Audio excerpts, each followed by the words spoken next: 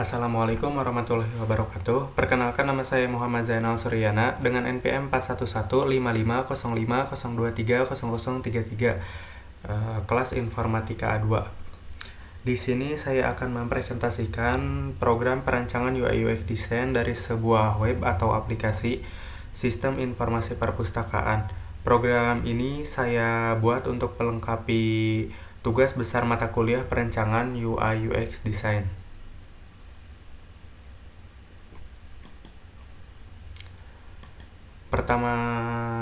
Pertama ini ada halaman login. Di sini kita disuruh untuk memasukkan nama akun yang terdaftar, lalu kata sandinya.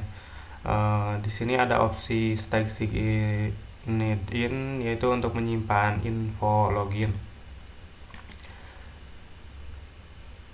Di sini juga ada fitur lupa kata sandi yang akan mengarahkan kita ke halaman perbaikan, halaman untuk masuk lewat email. Jadi kita disuruh untuk memasukkan email pengguna atau nomor telepon yang terdaftar, lalu di sini ada send login link yang akan mengirim link untuk login ke email atau SMS kita. Ketika kita klik, link akan dikirim ke email dan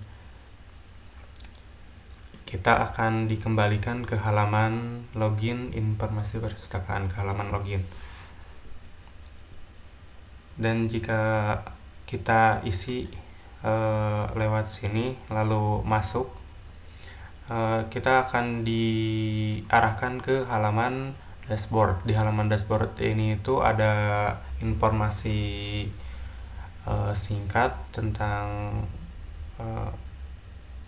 total buku, anggota, dan buku yang dipinjam. Lalu di sini ada statistik. Di statistik ini menampilkan total buku, total anggota, buku dipinjam, dan denda terkumpul. Lalu di sini ada grafik perpustakaan. Di sini kita bisa filter per tahun, filter grafiknya berdasarkan tahun. Lalu di sini ada di navigasi ada inventory buku. Di inventory buku ini tuh ada menampilkan judul buku, pengarang, penerbit, dan kategori, lalu stok.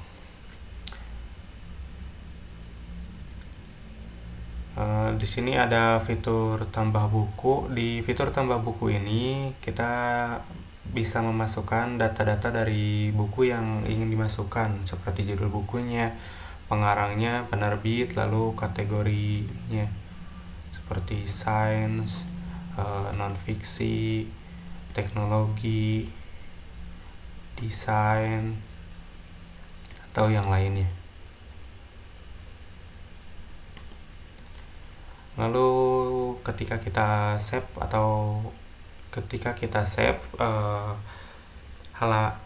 kita akan dikembalikan ke halaman inventory buku dengan data yang telah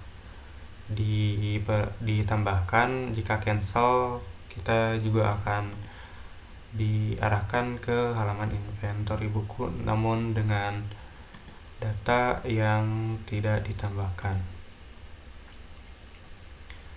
Lalu di sini ada search untuk mencari data buku berdasarkan judul buku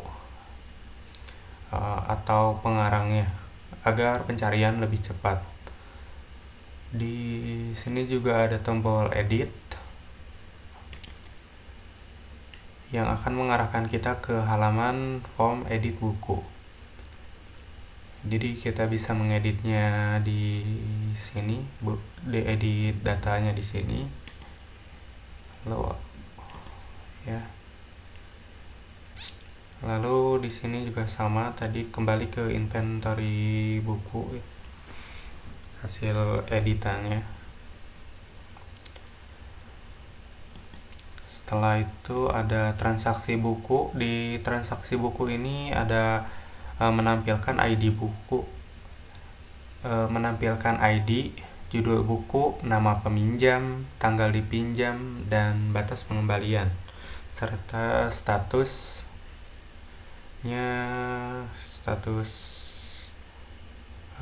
transaksinya seperti apa. Di sini ada tambah peminjam. Di tambah peminjam ini kita akan diarahkan ke form untuk menambahkan data baru peminjam tersebut. Setelah diisi semuanya, lalu klik save, akan masuk ke halaman data akan masuk ke halaman transaksi buku ini. Lalu ini juga ada fitur search. Kita bisa mencari data berdasarkan ID-nya atau judul buku atau nama peminjam biar pencarian data lebih cepat. Di status ini ada dipinjam, terlambat, dipinjam, dikembalikan. Lalu ini ada button kembalikan. Nah, ketika dikembalikan maka akan ada pemberitahuan kepada admin atau pengguna bahwa buku terlambat, pelanggan harus membayar denda jika buku terlambat dikembalikan. Namun jika buku tidak terlambat dikembalikan, maka info yang akan masuk itu adalah buku dikembalikan tepat waktu. Lalu juga ada tombol delete untuk data dari peminjam yang telah mengembalikan bukunya. Ini akan ada pemberitahuan lagi apakah si admin serius benar ingin menghapusnya, itu yakin ingin menghapus data tersebut. Jika di cancel, ada pilihan antara cancel dan OK, dan akan dikembalikan ke halaman transaksi buku dengan data yang telah diubah. Lalu di sini ada laporan bulanan. Di laporan bulanan ini tuh ada statistiknya, yaitu total buku dipinjam, total buku dikembalikan, total buku terlambat, total denda terkumpul. Lalu ini ada jumlah. Setelah itu ada nama ID, ada nama peminjam, ada judul buku, ada tanggal peminjam, tanggal pengembalian, dan sama status dan denda. Di sini kita bisa search untuk mencari datanya. Ya, sama kayak tadi, berdasarkan ID, berdasarkan nama, atau berdasarkan judul bukunya. Lalu di sini ada fitur select per bulannya. Misal kita ingin 2025 bulan Januari aja, jadi data yang terlihat itu di data bulan Januari, bulan 1.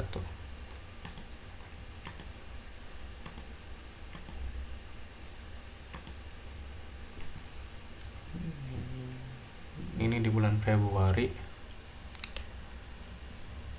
data di bulan Februari.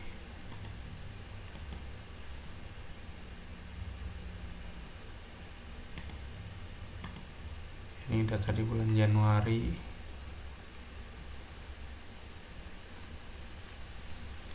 Lalu ini ada log aktivitas. Di log aktivitas ini menampilkan ID, waktu aktivitas tersebut terjadi, dan nama admin yang melakukan aktivitas tersebut, lalu aktivitasnya seperti apa, dan detailnya seperti apa. Contohnya ini ID-nya 001, waktunya 2025, tanggal 1 bulan bulan bulan 1, tanggal 29, jam 10.15. Adminnya namanya Budi, lalu aktivitasnya menambahkan buku baru Java Basic, detailnya Java Basic oleh Budi Santoso. Ini ada fitur search untuk mencari aktivitasnya lebih cepat, misal kayak berdasarkan admin apa yang dilakukan oleh si admin ini, atau berdasarkan ID. Di sini juga ada fitur tanggal untuk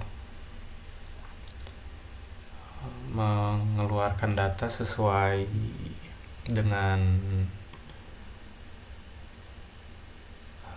tanggal dari tahunnya, bulannya, lalu tanggalnya, rentan antara 1 sampai 10, 11 sampai 20, sampai tanggal 20 sampai 30. Lalu view. Jadi akan difilter sesuai tanggal yang dipilih nanti. Lalu di sini ada fitur logout.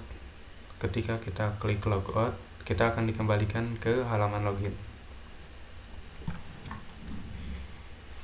Itu aja presentasi dari saya. Maaf bila ada kesalahan. Wassalamualaikum warahmatullahi wabarakatuh.